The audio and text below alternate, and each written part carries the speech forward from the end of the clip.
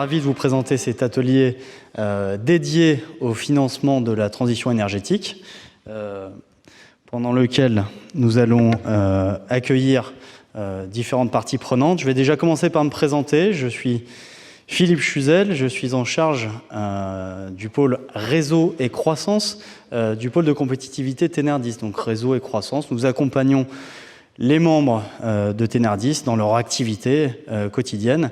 Et évidemment, le financement fait partie de celle-ci. Nous sommes un petit peu un pôle de compétitivité, un chef d'orchestre entre ces différentes parties prenantes que vont être les sociétés, de la start-up au grand groupe, les grands centres de compétences et évidemment une partie prenante très importante, les territoires. Dans cette orchestration, on doit aussi aider nos membres à lever un petit peu la tête du guidon pour qu'ils sachent identifier les leviers de financement. Et c'est donc pour ça que je vais animer cette table ronde cet après-midi. Donc, nous aurons la chance d'avoir Nicolas Rigaud de l'agence Auvergne-Rhône-Alpes Entreprises, Olivier Gillet de l'ADEME, Stéphanie Veïda de la BPI, Marie Soufflot de la Banque Populaire, Christophe Desrumeaux du fonds Déméter, et enfin, on aura une vision assez transverse des choses avec Alberto Zucca d'Enership. Voilà. Donc je vais d'abord passer la parole tout de suite à Nicolas pour qu'il vienne nous expliquer un petit peu quelle est pour vous, la porte d'entrée des financements que peut être l'agence et qui pourra vous cartographier un petit peu les différents leviers de financement. À vous, Nicolas. Merci, Philippe. Bonjour à toutes et à tous. Vous avez fait une très bonne synthèse, ça va aller assez vite. Nicolas Rigaud, donc je suis effectivement le responsable du service innovation à l'Agence régionale de développement économique Auvergne-Rhône-Alpes Entreprises, et je suis également responsable d'une antenne départementale, celle du département de l'Allier, dans l'ouest de la région.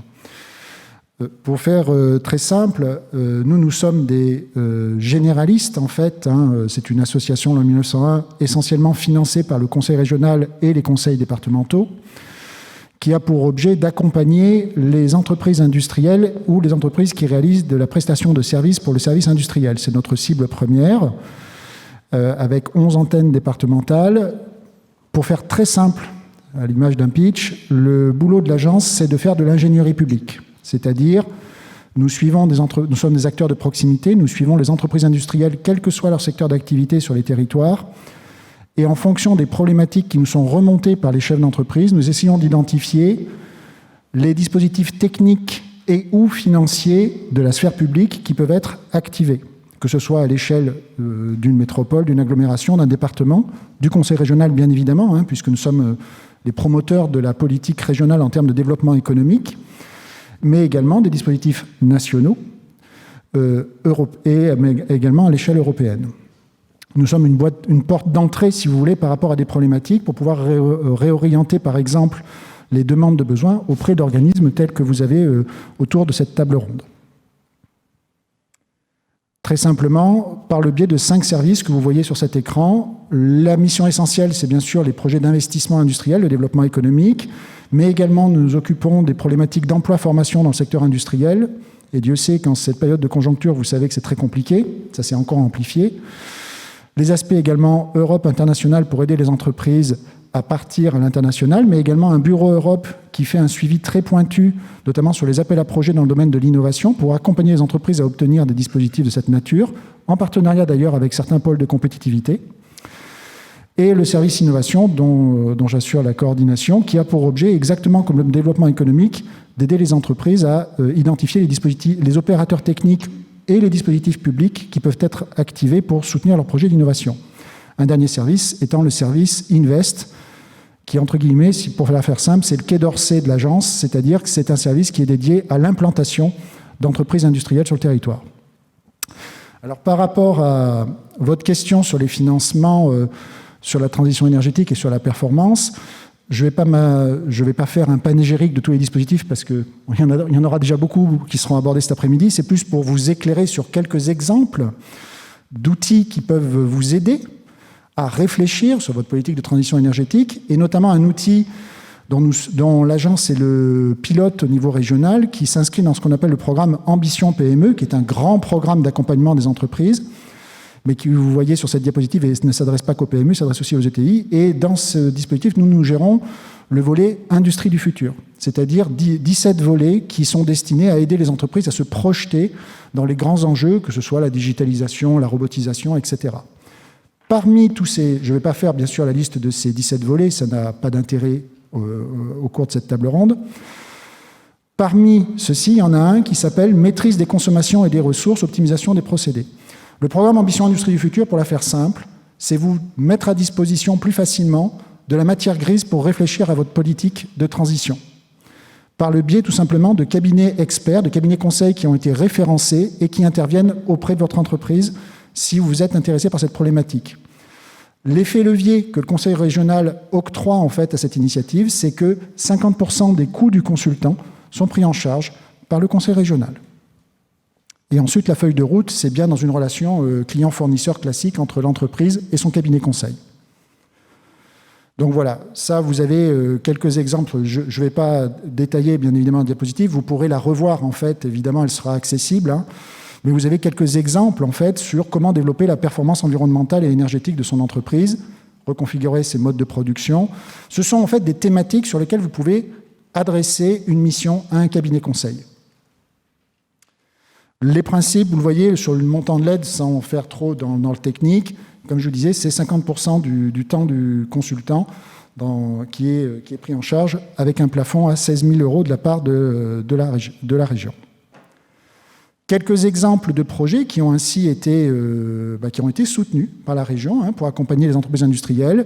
Valoriser par exemple un déchet biomasse par la production et la distribution d'hydrogène vert, c'est une thématique qui peut être, je réinsiste bien, on n'est pas sur la partie investissement, on est bien sur la partie conseil, c'est-à-dire que le consultant vient aider l'entreprise à travailler son plan.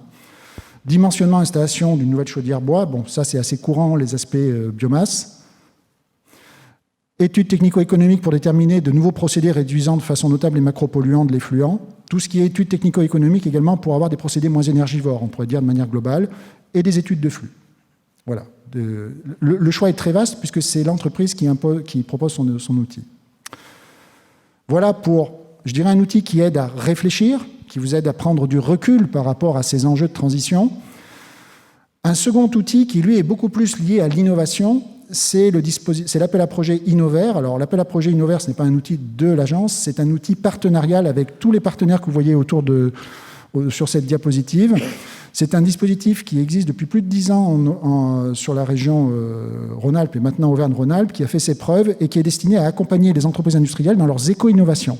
Donc là, on parle bien de projets innovants dans ce domaine-là. Alors, comment ça se passe? Ce dispositif-là, comment il peut s'activer? C'est un projet pour soutenir des projets de R&D dans le domaine des éco-innovations. Alors, c'est très large, là aussi. Ça peut être les produits, de nouveaux procédés, de nouveaux services, avec évidemment une plus-value environnementale. C'est ce que le comité, avec tous les organismes que vous avez vus précédemment, examine évidemment. Il y a un comité qui se réunit régulièrement pour examiner la viabilité de ces projets. Et en fait, il intervient pour les TPE, PME et ETI selon 3 outils.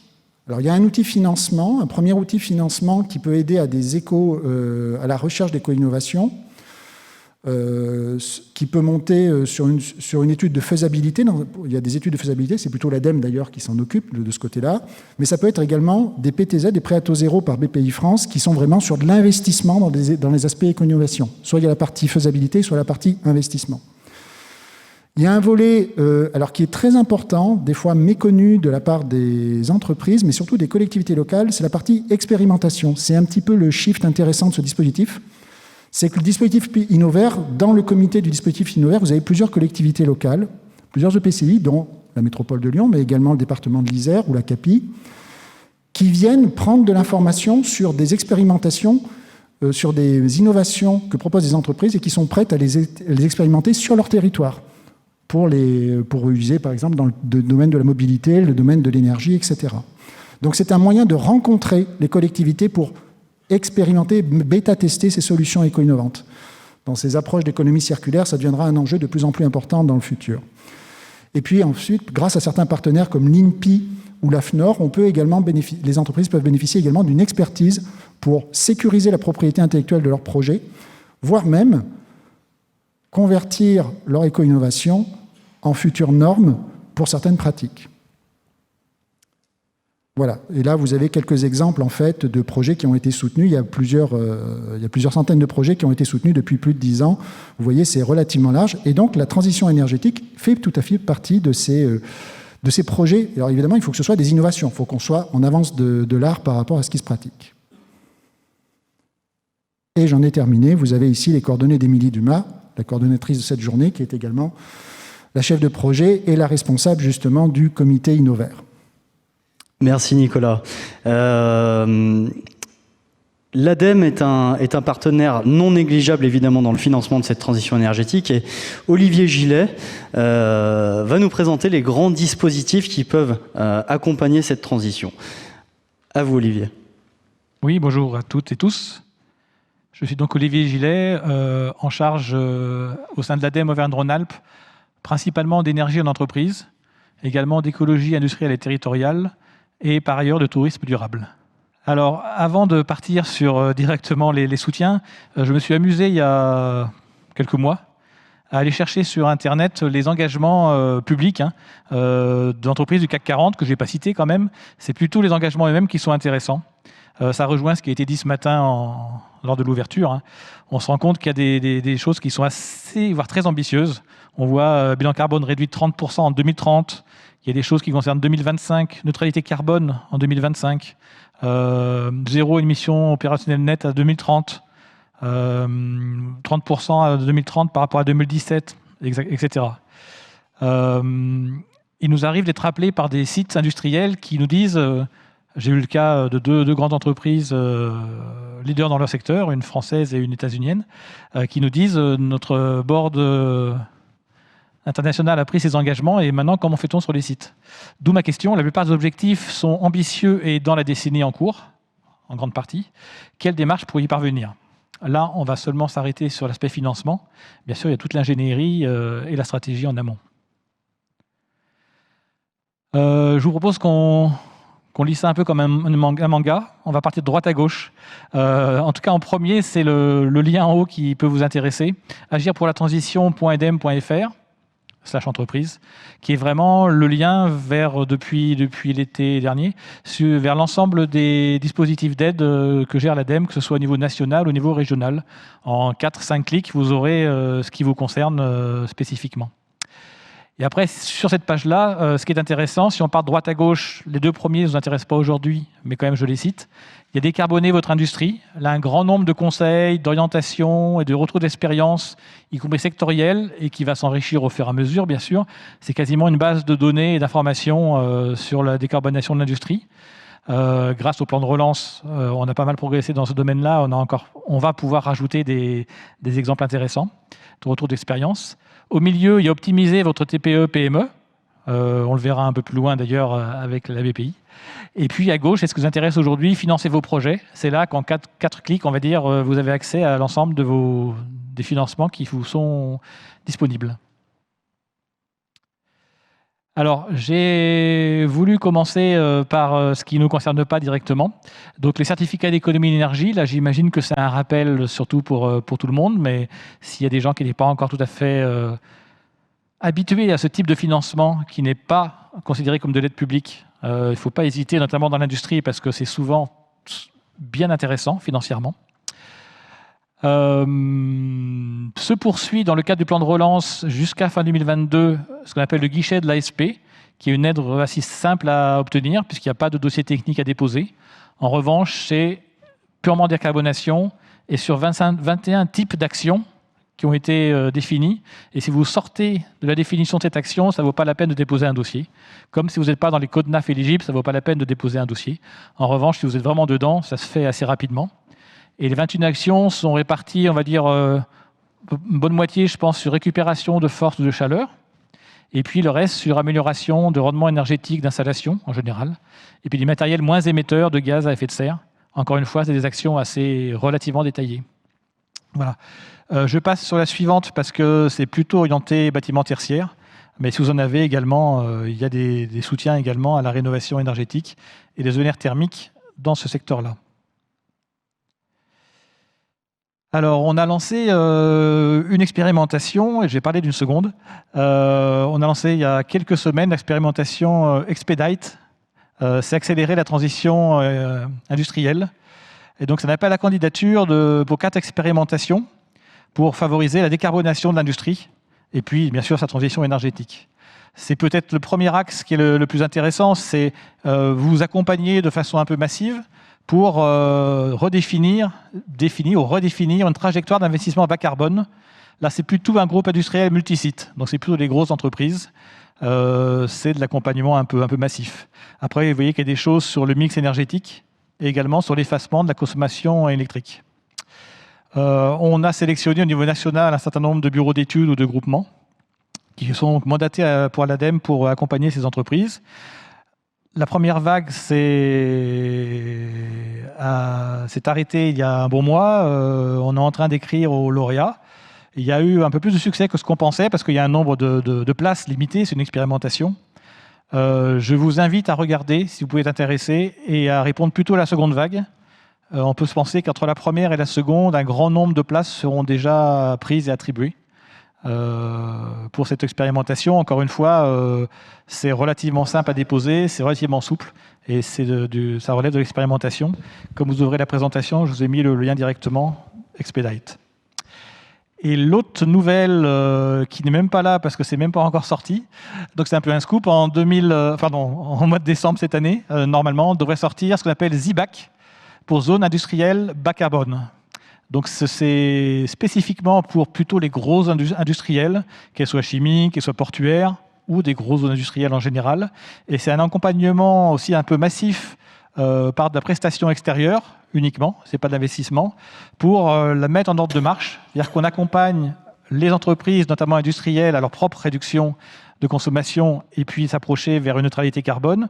Il y a souvent une réflexion purement territoriale au sein d'une zone industrielle qui contient un certain nombre d'acteurs importants, d'optimisation de l'ensemble des flux. Là, on rejoint l'unité un petit peu.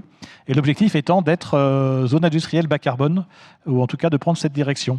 Donc il y a un accompagnement notamment sur définition d'une stratégie et puis la gouvernance pour avancer vers la ZBAC. Vous aurez l'information assez rapidement parce que ça devrait sortir assez vite. Dans les accompagnements climat-énergie des industriels, la bonne nouvelle, c'est qu'à Tremplin PME, ça datait il y a quelques jours, cette présentation. Depuis, on a su que ça se poursuivait en 2022, là uniquement pour les PME au sens européen. On ne sait pas encore quelles lignes vont être poursuivies, s'il y a des nouvelles, etc. Mais en tout cas, le dispositif, dans sa pratique, va se poursuivre. La bonne nouvelle, c'est que sur les milliers, je ne sais plus combien on en est, d'entreprises qui ont bénéficié de tremplins depuis le début de l'année dans le cadre du plan de relance, toujours, il y en a 96% qui n'avaient jamais demandé d'aide, notamment à l'ADEME. Et donc, c'est des nouvelles entreprises qui se sont lancées. Et là, on voit bien que ça bouge sur le terrain. La seconde ligne, je laisserai la parole à ma voisine sur le plan Décarbone Action, puisque c'est BPI qui le déploie. Comme on l'a cité tout à l'heure, n'oubliez pas qu'il y a de nombreux diagnostics et surtout études de faisabilité, notamment dans l'énergie, ENR, thermique ou chaleur fatale, qui ont des cahiers des charges pour vous guider. Il y a un bon nombre de prestataires, notamment dans la région, et puis du financement public pour vous accompagner là-dessus. Je passe un peu vite sur la suite. ACT, c'est une démarche globale climat qui est un peu massive. Expedite, on en a parlé. Et puis, sur la décarbonation de vos sites, donc j'ai cité le guichet ASP tout à l'heure.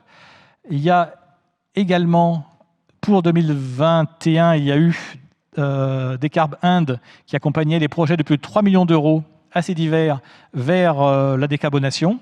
La bonne nouvelle, c'est que dans le cadre de France 2030, on va dire, il y a un dispositif sûrement un peu modifié, mais qui va reprendre probablement un peu les mêmes principes que Décarb Inde pour accompagner massivement les projets de décarbonation en 2022.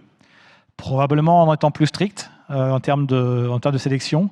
On a eu beaucoup de demandes sur la seconde échéance de Décarb Inde, et donc là, on va serrer un peu les robinets parce qu'en termes de budget, ça monte très très vite. Et puis enfin, le fonds chaleur qui existe déjà depuis, je sais pas, une douzaine d'années facilement, qui permet historiquement, que gère l'ADEME, d'accompagner tous les projets, études et investissements, comme vous l'avez dit, dans le domaine des ENR thermiques et de la chaleur fatale. Merci Olivier. Ça me permet de passer la parole à ma voisine. Voilà, tout à fait. Donc, dans les autres acteurs publics qui sont à votre disposition pour que vous puissiez accélérer cette transition énergétique, effectivement, il y a la BPI et Olivier vient de le dire, Stéphanie va préciser un petit peu ces choses-là et on va préciser les diagnostics auxquels vous pouvez avoir accès et les prêts également pour financer cette transition énergétique. À vous, Stéphanie. Bonjour à tous, bonjour à toutes. Donc, je suis Stéphanie Weida et je suis en charge de la coordination du plan climat de BPI France sur la région Auvergne-Rhône-Alpes. Alors, le plan climat de BPI France a été lancé en septembre 2020 et il repose sur 3 piliers. Le premier, soutenir massivement les green tech, qui sont les offreurs de solutions technologiques dont vous, les entrepreneurs, vous allez avoir besoin dans votre démarche de transition énergétique. Le deuxième pilier, poursuivre le financement et l'investissement en faveur des développeurs ENR qui vont vous fournir l'énergie verte et décarbonée dont on a tous besoin. Et enfin, le troisième pilier, accompagner les entreprises dans leur démarche de transition énergétique. Et ce sera l'objet donc de cette présentation. Alors, avant de vous présenter les dispositifs de financement, BPI France, au-delà des financements qu'elle peut consentir aux entreprises, les accompagne et les accompagne notamment pour faire un état des lieux avant de réaliser leurs investissements. Il y a différents dispositifs qui existent, notamment le DIAG Ecoflux. Le DIAG Ecoflux, c'est un dispositif qui est piloté par BPI France et qui est cofinancé par l'ADEME, ce qui permet d'avoir un reste à charge pour les entreprises qui est assez limité. L'objectif du DIAG Ecoflux, c'est de faire un état des lieux sur les 4 principaux flux de l'entreprise: consommation d'énergie, consommation de matières premières, d'eau et de production de déchets. Et pour ça, on va mettre à votre disposition un expert qui va travailler sur ces différents flux, faire un état des lieux de vos consommations et surtout qui va établir un plan d'action qui est à la fois personnalisé et chiffré. Alors, personnalisé et chiffré, ça veut dire qu'il va vous préconiser des investissements à réaliser. Il va aussi chiffrer le coût de ces investissements et calculer un ROI.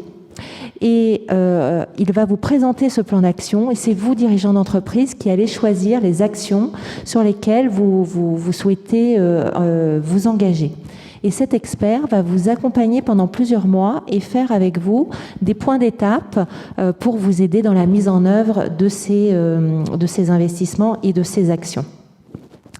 Plus récemment, on a lancé le DIAG Décarbone Action.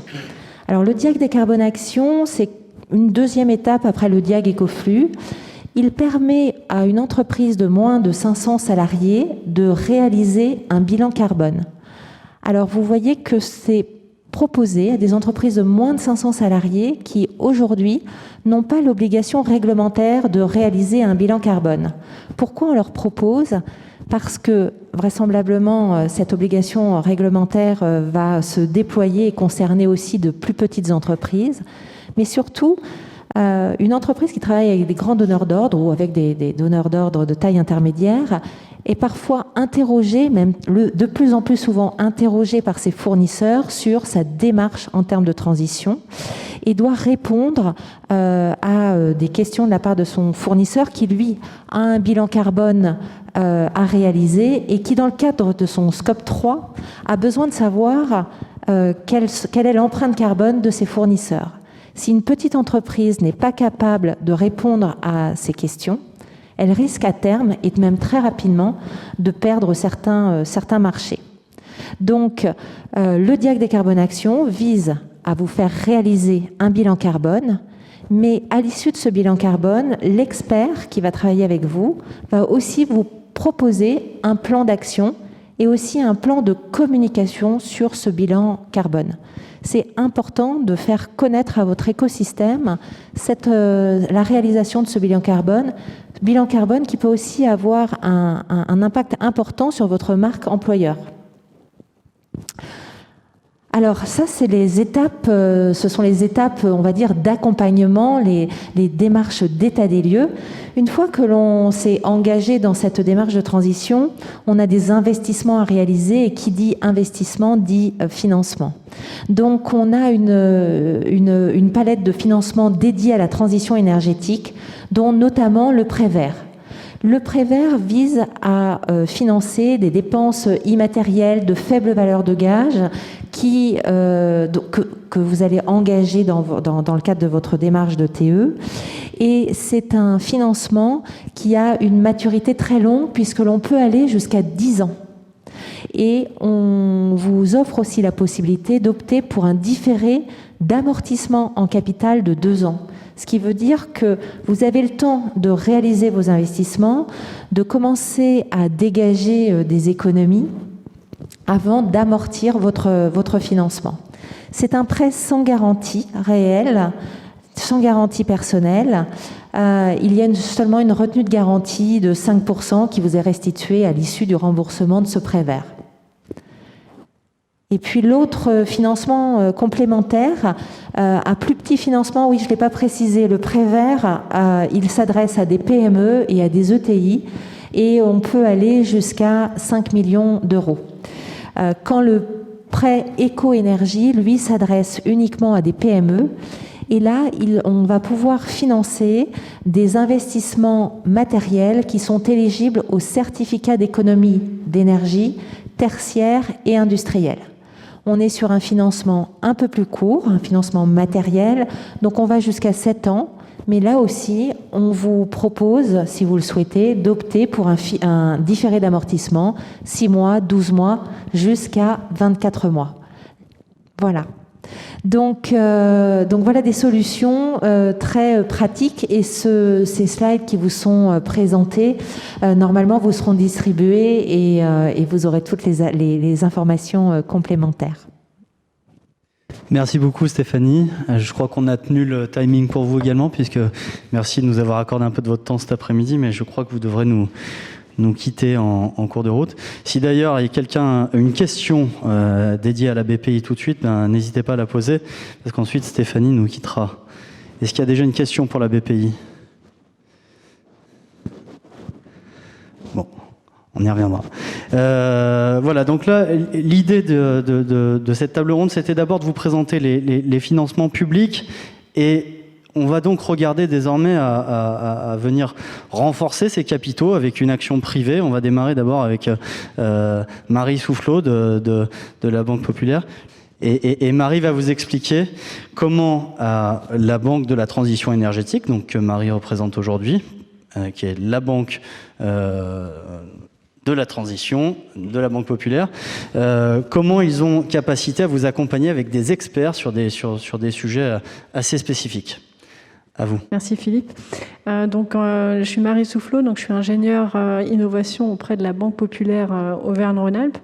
Donc la Banque Populaire Auvergne-Rhône-Alpes a mis en place différentes expertises pour pouvoir accompagner les entreprises sur des sujets vraiment spécifiques. Donc sur la partie transition énergétique, en ayant mis en place l'année dernière en septembre 2020, la Banque de la Transition énergétique avec une équipe dédiée et puis une autre équipe d'expertise qui s'appelle Nexinov et qui est dédiée à l'intervention sur les entreprises innovantes et les startups.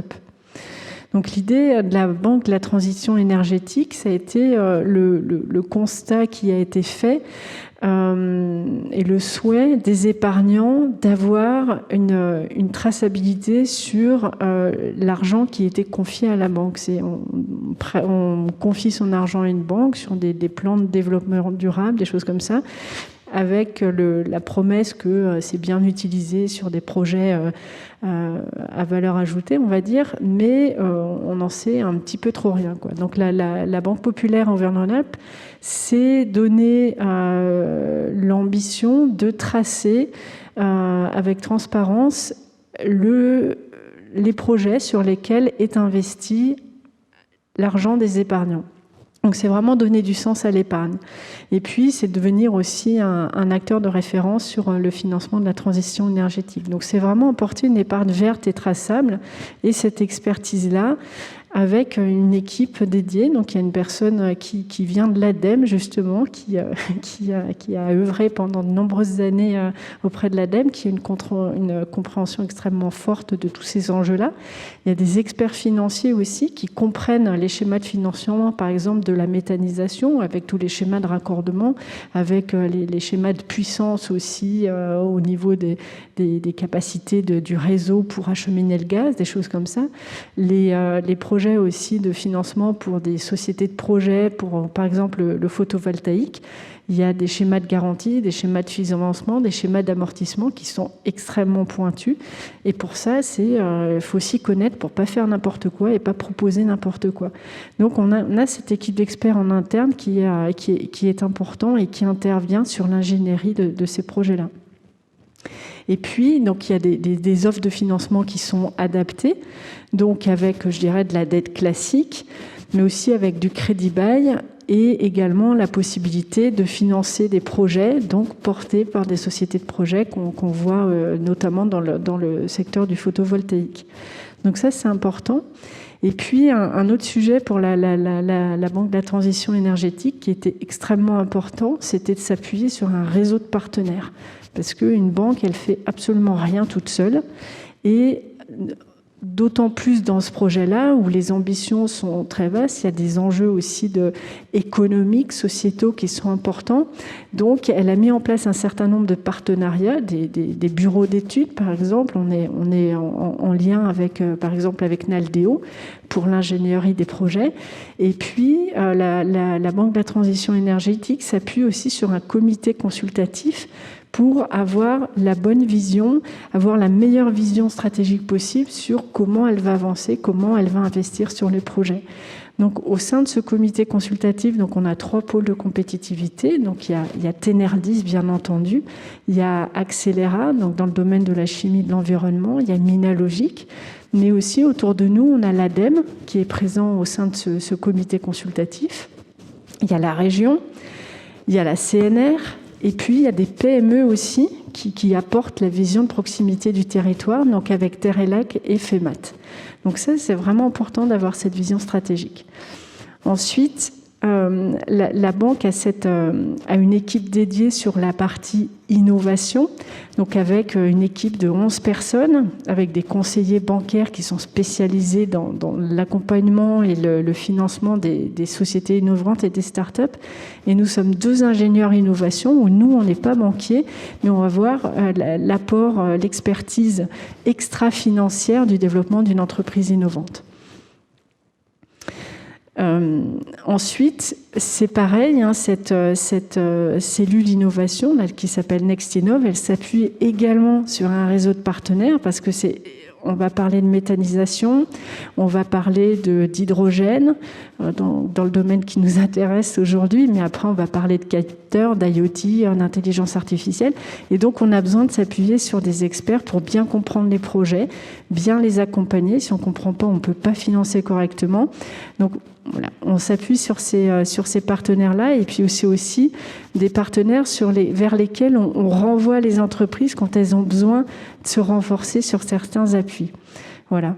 Nous, banques, donc on va intervenir, je dirais, en bas de bilan sur des projets qui nous sont soumis, mais on n'intervient évidemment pas seul. Donc on regarde, je dirais, le plan de financement global qui est demandé, et puis on va s'assurer que l'ADEME a été sollicité, que BPI a été sollicité, que les pôles ont été mis dans la boucle parce qu'ils ont une vision aussi large des outils de financement, subventions et prêts qui peuvent intervenir, tous les appels à projets. Donc nous, vraiment, on va regarder au plan global de tout ça. Et puis, la banque, elle va souvent intervenir, Christophe en parlera, mais en effet de levier par rapport à une levée de fonds, par des fonds alors soit spécialisés sur une thématique donnée, soit de manière plus généraliste. Et ensuite, donc pour vous parler des champs d'action de la Banque de la transition énergétique, donc on va parler d'énergie de renouvelable, donc de tout ce qui va être solaire, photovoltaïque, d'hydroélectricité, de méthanisation. Il y a pas mal de projets dans ce domaine-là sur la région. Tout ce qui va être efficacité énergétique, avec la rénovation énergétique de l'habitat. Donc ça, il y a quelques petites réglementations à venir qui sont assez évidentes sur ces sujets-là. Et puis, il y a tout un pan sur l'innovation, sur l'économie circulaire, la qualité de l'air, l'hydrogène. Ça, c'est aussi un sujet assez fort. Donc, ces équipes d'expertise, donc de la Banque de la transition énergétique, de la filière innovation, donc de la filière Nextinov, on va intervenir de concert pour avoir la meilleure vision possible, pour pouvoir apporter le meilleur accompagnement possible. Donc on a pu intervenir ensemble, par exemple, sur une société qui s'appelle Evatech, qui développe des solutions de récupération de la chaleur et la conversion en électricité. Et on est intervenu également sur une société, par exemple, qui s'appelle Afiren, qui a développé une technologie à base de pulpe de betterave de fabrication de différents acides utilisés dans l'agroalimentaire. Donc toutes ces expertises-là permettent d'intervenir, je dirais, avec la meilleure information possible sur des sujets donc aujourd'hui de transition énergétique, mais toujours, je dirais, dans une vision globale où on se parle avec l'ADEME, on se parle avec BPI et aussi on se parle avec les fonds pour intervenir de manière harmonieuse et de manière la plus sereine possible pour les entreprises, pour qu'elles puissent avoir les bons appuis au bon moment. Et c'est là où je passe la parole à Christophe. Merci beaucoup, Marie. Donc, effectivement, sur ces renforcements de capitaux, Marie vient de vous parler du bas de bilan. Là, Christophe Desrumeaux de Demeter, désormais, va nous parler du haut de bilan et du renforcement de cette partie de l'entreprise. Voilà. Ça marche pas? Si. Très bien. Bonjour, je suis Christophe Desrumeaux, je suis partenaire dans la société Demeter, alors qui n'est pas un fonds, pour être précis, c'est une société de gestion. Et le métier d'une société de gestion, c'est de gérer des fonds, et on verra quelques exemples après, ces fonds étant souscrits par des investisseurs publics, BPI France, Caisse des dépôts, et principalement par des souscripteurs privés, des banques, des assureurs, des industriels également. Donc, quelques chiffres pour fixer un petit peu les idées sur Demeter. L'actif sous gestion, c'est 1 milliard d'euros. Donc ça, c'est le total des montants qui sont gérés par la société dans les différents fonds. Une quarantaine de personnes, avec des bureaux en France, à Paris, mais ici également à Lyon, à Bordeaux, Grenoble, Metz. Et puis 2 bureaux à l'étranger, à Madrid et à Düsseldorf, puisque l'activité devient de plus en plus européenne. Demeter a été créé en 2005 avec vraiment un positionnement pionnier sur l'investissement en capital dans la transition écologique. À l'époque, c'était surtout centré sur les activités énergie renouvelable, eau, déchets. Aujourd'hui, c'est beaucoup plus large que ça. On est très actif dans des domaines comme la mobilité, l'économie circulaire, évidemment, le bâtiment intelligent, la chimie verte, l'agriculture, avec des très belles sociétés industrielles. D'ailleurs, sur le sujet industriel, il y a 2/3 des investissements qui ont été réalisés, donc à peu près 110, 115 sur 180, qui ont été réalisés dans des sociétés industrielles. Donc une centaine de souscripteurs, comme je l'ai mentionné, avec également beaucoup d'industriels. Donc, Demeter fait du capital investissement dans 3 sous-domaines. Donc, on est toujours dans l'investissement en capital. Donc, nous, on achète des actions ou des obligations convertibles. Donc effectivement, on est dans la partie haut de bilan.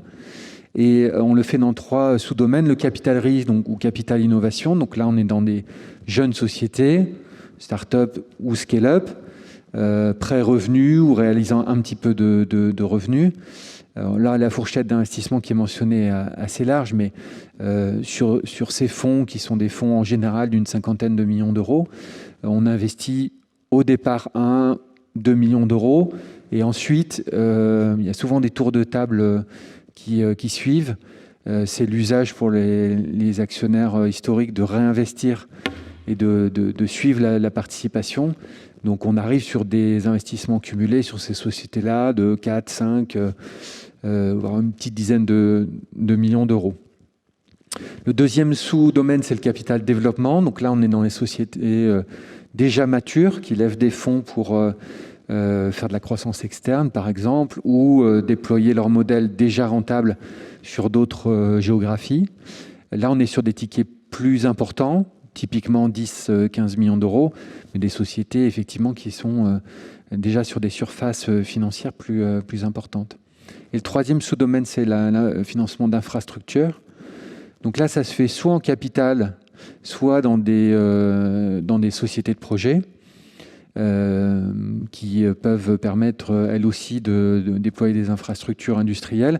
Un exemple, un des derniers financements qu'on a réalisé sur ce véhicule, c'est la société Vercor à Grenoble pour une infrastructure de pack de batteries électriques pour la mobilité et en particulier pour l'automobile. Là aussi, on est sur des gros tickets qui peuvent aller jusqu'à 30 millions d'euros par investissement. Donc, je disais, le métier de la société de gestion, c'est de gérer des fonds. Alors, les fonds, ils s'organisent soit par thématique, soit par maturité, soit par territorialité. Et souvent, ça peut être un mix de tout ça. Donc nous, aujourd'hui, on a une dizaine de fonds actifs. Là, on voit ceux qui sont les derniers lancés ou en cours de lancement.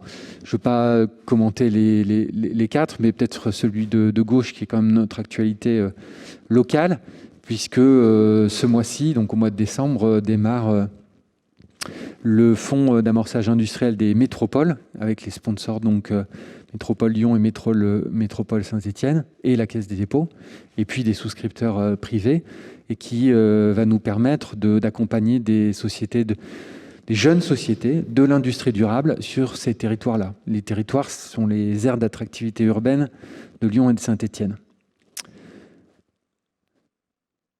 Voilà, donc Vercor, j'en ai déjà parlé. Je pense que vous avez, si vous suivez un petit peu l'actualité, vu un petit peu l'opération d'une centaine de millions. Et comme je le disais, on est très souvent aux côtés soit de confrères fonds d'investissement et ou des corporates qui investissent dans ces domaines, qui connaissent bien et qui ont souvent une vision aussi long terme, donc sont des partenaires sur leur rapport financier, mais aussi extra-financier, qui permettent d'accompagner les sociétés dans leur création de valeur. Et puis l'autre exemple, My Light System, donc ça c'est un exemple capital développement, parce qu'on est sur une société qui fournit des solutions d'autoconsommation photovoltaïque et qui a déjà une certaine surface d'activité. Voilà. Donc, Marie l'a mentionné, mais je le redis peut-être en illustrant quantitativement le sujet. Très souvent, on a une séquence d'une société qui va d'abord renforcer ses fonds propres par l'intérieur d'une augmentation de capital. C'est là où, effectivement, nous, on intervient et souvent accompagné, comme je viens de le mentionner. Donc, pour financer des CAPEX, des OPEX, voilà, c'est au cas par cas, les utilisations des fonds sont différents. Et ça permet très souvent d'aller chercher un effet de levier dit non dilutif, avec tout un tas d'autres véhicules, subventions, dettes, avances remboursables, etc. Et évidemment, les ratios ne sont pas fixes, Mais pour fixer les idées, on peut aller chercher, on peut doubler le montant d'une levée de fonds en allant chercher du non dilutif. Donc c'est effectivement très intéressant pour le financement des sociétés. Merci beaucoup Christophe. Merci à vous. Voilà, donc on va voir désormais un petit peu et de manière transverse comment Enership vient accompagner des acteurs sur des actions de financement non conventionnelles. Donc voilà, Alberto, à vous la parole.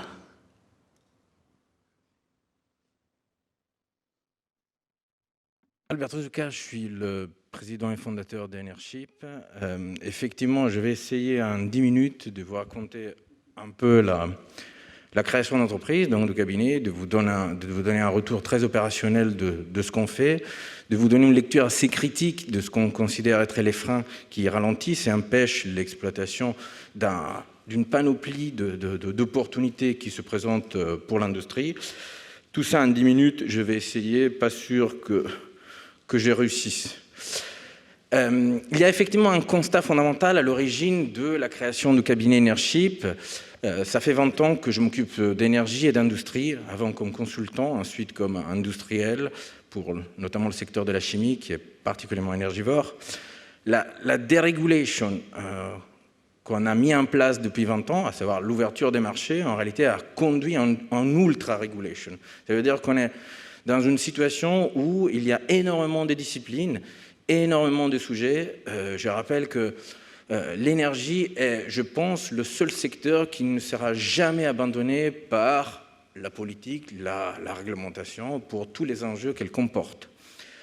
Là, je vous mettais entre parenthèses de l'accès d'ETA au réseau, que vous voyez, c'était vraiment le premier pas vers l'ouverture qui a splitté EDF et l'aire de transport jusqu'au marché de capacité. Que je vous rappelle, aujourd'hui, la capacité sert à corriger une distorsion du marché qui ne permet pas d'identifier les incitations nécessaires à l'investissement surcapacitaire qui maintient typiquement le système de production d'électricité. La deuxième considération est que, comme je vous disais, effectivement, l'énergie est un domaine profondément réglementaire. Effectivement, les évolutions sont fréquentes, sont sophistiquées et sont un peu intempestives. Aujourd'hui, dans la presse, vous voyez ce qu'on appelle le décret pour les électro-intensifs. En réalité, les journalistes sont un peu imprécis. C'est l'aide de compensation des coûts indirects de CO2. Ça corrige une distorsion introduite par le système d'échange de quotas. Ça existe depuis 6 ans. Le premier décret sort un vendredi 11 août. Le premier guichet est 15 octobre. Vous pouvez imaginer qu'à la porte, il y a un certain nombre extrêmement restreint d'industriels qui suivent et qui parfois, effectivement, inévitablement, sont même appelés à tenir un peu la plume, à aider les ministères à mettre en place ce type de dispositif et de transposition des dispositions européennes. Le constat, une fois qu'on a fait ce constat, on a créé ce cabinet. Enership est un cabinet de compétitivité énergétique, ça veut dire qu'on suit vraiment à la culotte de manière extrêmement étroite et inévitablement un peu sophistiquée les évolutions. Et effectivement, on le fait pour l'industrie, c'est uniquement le sujet. Et on existe depuis 4 ans et on a accompagné désormais 350 sites industriels sur différents types de sujets. Alors, parfait. Le diagnostic, on les accompagne sur des sujets, comme je vous disais, des disciplines qui sont diverses et variées, qui vont de la fiscalité énergétique à l'aide de compensation que j'ai déjà cité, à l'abattement du TURP, à l'exploitation extensive de C2E, que tout le monde à peu près connaît, et qui représente aujourd'hui, ces différentes composantes représentent plus de 40% de la facture énergétique. Bon, l'état du marché actuel fait qu'en réalité, on peut le repondérer vu les prix du spot actuel, mais en réalité, ça fait plus de 4 ans, depuis l'introduction à la fiscalité énergétique, des hausses de fiscalité énergétique en 2016, que le poids est vraiment considérable. On accompagne 300 sites qui vont de la PME à la grande entreprise et le constat est que les leviers de compétitivité sont généralement peu, superficiellement, ou pas du tout utilisés. Et alors, quel est notre diagnostic? C'est ça qui est intéressant de partager avec vous. Le problème principal est la transversalité. Ça veut dire qu'aujourd'hui, maîtriser un dossier nécessite plusieurs compétences qui vont de la technique, juridique, réglementaire, financière, comptable, surtout, il y a beaucoup de problèmes comptables, Et au sein d'une entreprise, généralement, il y a un energy manager qui doit avoir à peu près 45 casquettes. Et généralement, il en maîtrise 2 ou 3 plutôt bien, et il a un réseau de partenaires qui l'accompagnent et qui l'aident. Néanmoins, il faut vraiment mobiliser généralement et la direction technique et la direction financière en même temps pour essayer de coordonner l'entreprise. Il faut avoir une énorme pédagogie pour expliquer les détails, pour expliquer la raison d'une telle sophistication, pour expliquer les risques que l'entreprise court en cas de démarche, un peu plus agressive, que la discipline, etc. etc. La tâche, pour nous, est une tâche extrêmement complexe. Les évolutions fréquentes, comme on l'a cité en plus tout à l'heure, rendent les compétences souvent et très rapidement obsolètes. C'est aussi une autre problématique qui alourdit inévitablement la tâche généralement des energy managers. Et d'ailleurs, la considération qu'on peut faire est que moyennement, les PME exploitent bien mieux que les sociétés du CAC 40 les différentes opportunités. Pourquoi ? Parce que le système de décision, d'apprentissage, de challenge des dispositifs d'opportunité est beaucoup plus efficace. C'est effectivement grâce à une vision transversale de tous les dispositifs qu'à notre avis, on arrive à exploiter correctement toutes les opportunités. Cela permet de coordonner les chantiers. À minima, on arrive à matérialiser une synergie de temps passé, donc de ressources, parce qu'à peu près les études sont à peu près les mêmes. Le plan de performance énergétique aujourd'hui, ou l'ISO 50001, vous voyez, c'est des démarches à peu près similaires qui ouvrent effectivement des éligibilités sur plusieurs dispositifs et qui ont des enjeux absolument non négligeables. On peut créer une stratégie de séquencement qui est logique par chantier, on l'appelle domino parfois. Il y a inévitablement des outputs d'un chantier, il nous sert comme input pour un autre chantier. Du coup, il y a une logique à mettre en place, inévitablement. Et ce qui est intéressant, c'est faire émerger avec une vision transversale toutes les superpositions entre les disciplines. Pourquoi ? Parce qu'effectivement, il y a des interférences, mais il y a énormément de subtilités, d'optimisation qui effectivement émergent quand on fait la confrontation entre disciplines. Quand je parle de disciplines, c'est relativement simple. Il y a du code de l'énergie, du code des douanes, du code de l'environnement.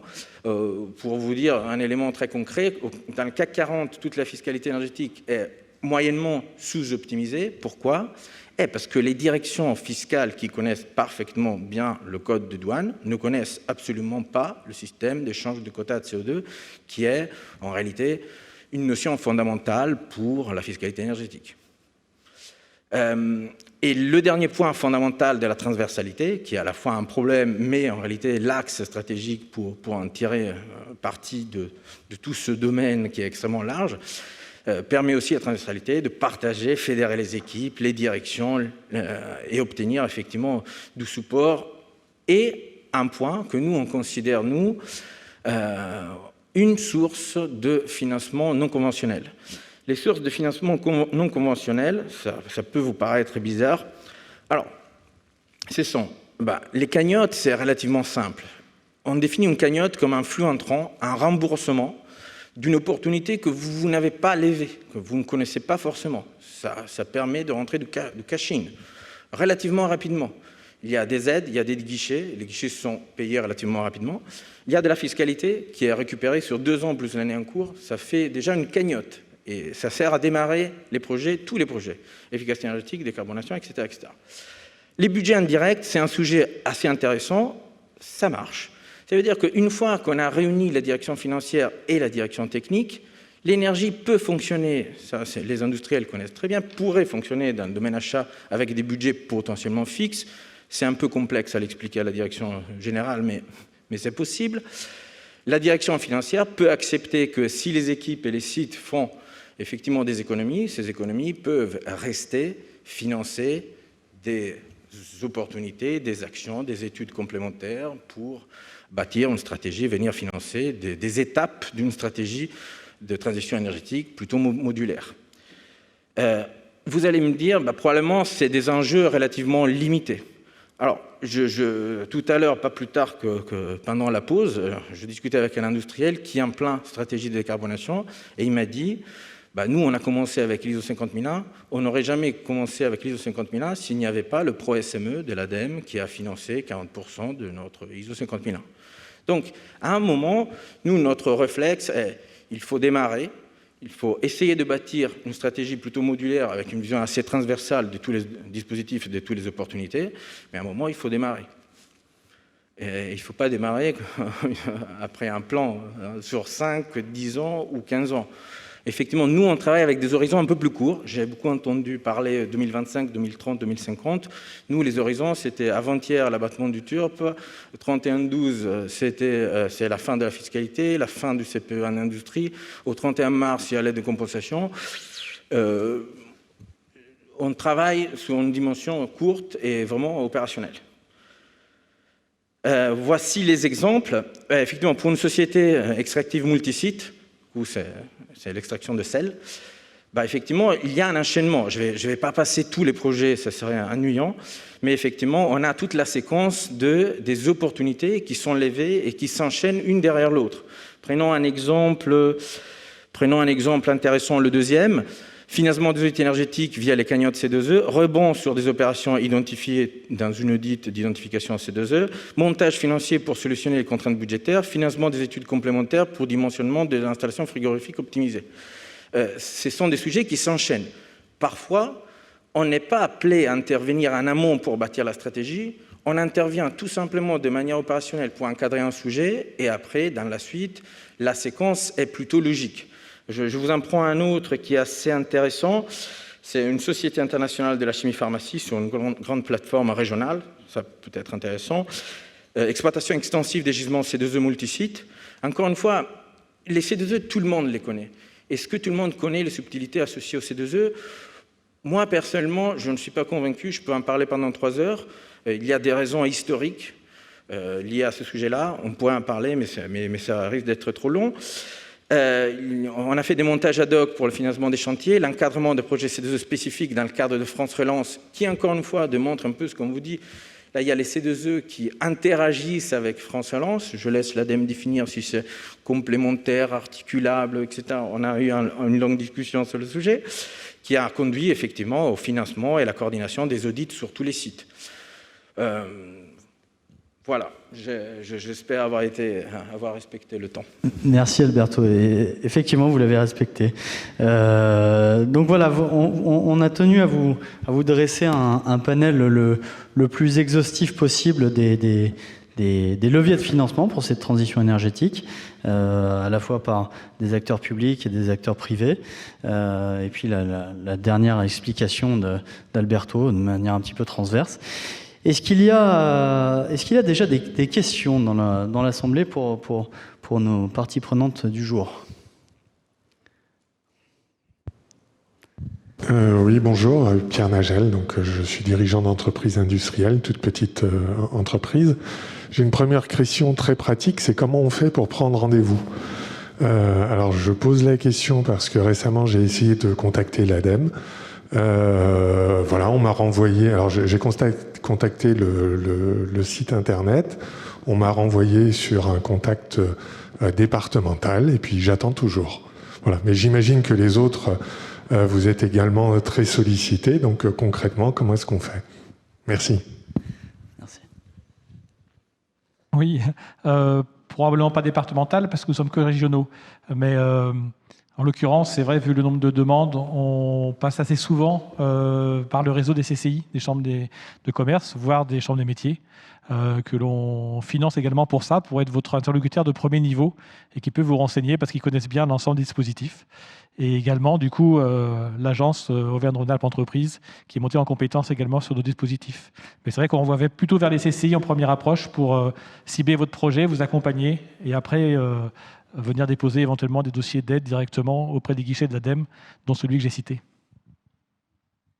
Effectivement, comme Marie me le souffle, mais j'allais le dire, nous également, un pôle de compétitivité comme Tenerdis, vous pouvez vous adresser directement à nous puisqu'on a capacité à vous flécher et à vous aider à aller parler au bon interlocuteur. Juste pour terminer, effectivement, pour l'agence, comme il y a 11 antennes, vous avez forcément un agent, un chargé d'affaires qui couvre votre territoire. Donc tout dépend de votre département, mais Ça, il n'y a aucun souci. Vous trouverez aussi bien la liste des antennes sur le site internet. Et si vous avez besoin, après la conférence, je vous donnerai les coordonnées de votre interlocuteur de proximité. Je pense que c'était le meilleur lieu pour poser cette question aujourd'hui. Y a-t-il d'autres questions? Oui. Donc Thomas Ramé, Société Automatique et Industrie. Je me permets de vous poser une question concernant la fiche qui finance les indicateurs de performance énergétique, en tout cas leur suivi, donc c'est la fiche 134. Les clients industriels qui sont soumis au PNAQ n'ont pas la possibilité d'être éligibles à cette fiche C2E sur des périmètres gaz. Et on demande de faire des opérations spécifiques. Et sauf que les opérations spécifiques, pour être éligibles, il faut pouvoir les mesurer, il faut mesurer les gains. Et dans le cadre de la mise en place d'un indicateur, ce n'est pas possible. Donc c'est un peu le serpent qui se mord la queue. Et je voulais savoir si vous aviez une solution en fait, à ce problème qu'on rencontre avec nos clients industriels. La réponse, c'est le pôle national des C2E qui peut vous l'apporter, sauf qu'il est un peu submergé de demandes également. Ce n'est pas l'ADEME qui porte directement les dispositifs C2E, effectivement. Envoyez-moi quand même la demande par écrit, par mail. Et puis, je verrai si notre personne au siège en charge des C2E pourra apporter la réponse, ou peut-être qu'il a déjà la réponse de son côté. Il y avait une autre question là-bas. Oui, bonjour, Jean-Pierre Clérec, Énergie-Pool. Vous avez présenté, je dirais, les méthodes de financement de projets, donc notamment la partie investissement. Il y a une partie aussi qu'on voit... financement de certains OPEX. Et ce matin, on a eu des questions posées par les industriels dans le cadre de la décarbonation, de l'électrification en particulier. L'industriel, il est confronté à une marge d'escalier brutale qu'on a aujourd'hui entre les prix de l'énergie, la décorrélation entre le prix du gaz et le prix de l'énergie électrique, qui représente une montagne qui est extrêmement difficile à franchir. Est-ce que c'est un sujet, je regarde M. Zouka parce que c'est assez, ça doit rentrer dans ses lignes de force, est-ce qu'il y a des solutions? Comment est-ce qu'en tant qu'investisseur, vous traitez cette difficulté? Est-ce que vous avez des outils pour aider les industriels à franchir cette étape? On peut rêver dans un futur lointain que toutes les énergies électriques seront renouvelables et donc gratuites, puisque le coût marginal sera nul. Mais d'ici là, on a du boulot et on a une grosse montagne devant nous. Alberto, je vous laisse prendre le... Oui. Comme vous m'avez cité, je me permets d'essayer de répondre, même si la réponse est extrêmement sophistiquée.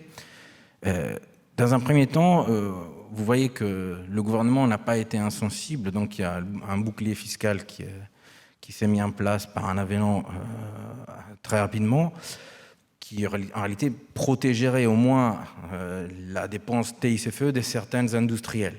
Néanmoins, le problème que vous citez, moi je pense, appelle à une réflexion beaucoup plus large. Ça veut dire qu'aujourd'hui, je pense qu'on est face à une situation où, après 20 ans de marché ouvert, on se pose les questions sur la capacité de l'ouverture de marché à répondre réellement à la coordination, au pilotage d'un système énergétique. Alors, je ne veux pas m'avancer sur des considérations parce que ça devient tout de suite politique. Aujourd'hui, effectivement, on est dans un contexte qui est extrêmement sophistiqué. On a des contraintes sur les industriels européens qui sont assez énormes. On est en train d'en parler aujourd'hui toute la journée. Par contre, on voit bien, on est face à des difficultés majeures. Je rappelle qu'il y a 3 sites majeurs industriels qui sont fermés parce qu'ont été surpris par la hausse spectaculaire du spot et qui n'avaient pas couvert. Par contre, je vais vous donner un avis très personnel. Dans ma carrière, j'étais risk manager pour un grand chimiste sur les achats d'énergie. C'est assez surprenant parce que dans le secteur énergétique, même les C2E, vous voyez, les C2E, c'est relativement simple, hein, mais c'est encore une fois un mécanisme administratif, un mécanisme d'État qui est assez bien ficelé, mais qui est inspiré par le marché, par la théorie purement libérale, et aujourd'hui, on a des difficultés à maîtriser le fonctionnement des marchés par rapport au dispositif administratif. On arrive en fin de période, le prix devrait être dans un tunnel, comme nous a dit le pôle, il n'est pas dans un tunnel.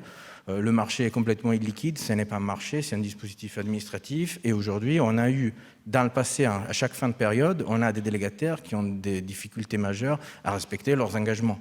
Donc du coup, techniquement, j'ai certainement pas répondu. Moi, ma réponse est que je pense que c'est quasi impossible de répondre, que le contexte il est très très très particulier. Je pense que le gouvernement il est sensibilisé aux défaillances de marché, mais je crains, je veux pas être, mais je crains qu'on va se retrouver dans quelques années en essayant de faire le bilan de quelque chose qui n'a pas fonctionné dans le design des marchés. Je ne sais pas si j'ai répondu. Oui, est-ce qu'il y a des contributions plus positives ou qui permettent d'espérer? Donc, quelque part, c'est un vrai obstacle hein, pour l'industriel.